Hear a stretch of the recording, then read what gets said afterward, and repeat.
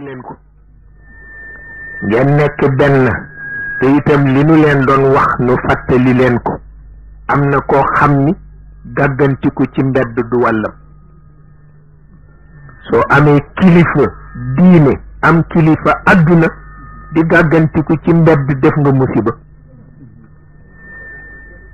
nit ku baax du gàggantikoo ci mbedd du gàggantikoo ci marché waaw mbir mu ne xam nga ka nga ko séqal bu lëf xewee nga dem ca kooka ni ko na mu deme waaw sama ilimaan naka la deme waaw sama ilimaan naka la mbir mi deme moo la yilif ci julli xam na lu mu la cay wax sama sëriñ naka la deme moo la jox wérd xam na lu wérd wi laaj waaw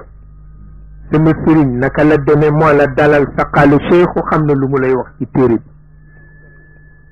waaw sama préfet sama sous-préfet sama adjoint préfet sama député ku ci ne la nga séq ak moom mën na ci ubbi sa bopp ba dootoo ci nekk dof waaye dégg waa mbedd mi soow ngay soow di soow di soow di soow di soow bee tabarkalla loolu ku am xel doo ko def na la jaral sol sa dàll diisoo ka nga war a diisool waaw ndax kenn ku ne am na fu mu la mën féeti kenn ku ne am na fu mu la mën féeti bu dee autorité religieuse bi am na fu mu la mën féeti bu dee autorité administrative bi am na fu mu la mën a féeti lu la bëgg jaaxal rek séq koog ñoom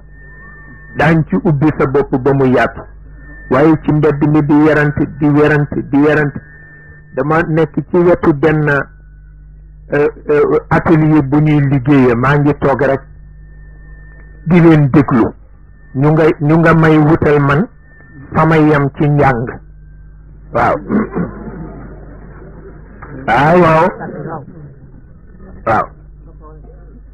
wutal keneen fa mu yem ci njàng waaw te man xëccoowuma ak ñoom seen si ba ñu doon si waaw maa ngi leen di déglu rek laajuma leen ku ci dàq banc laajuma leen ku ci dàq chaise waaye man daal am na fu ñuy féetale am ku ñuy féetale feneen ma ne lii tiis na di xam naa waroon naa leen ni mën a bokk waaw ndax ñu xam ne ma koo xamul bokkuloog moom daara nga bëgg a àttee lu mu denc ak lu mu dencut maara day taali waaw ba tax na rek di ci bàyyi xel ndax itamit pour noppal suñu kilifa yee tax ndax amul benn kilifa bu bëgg njaboot bu des gannaaw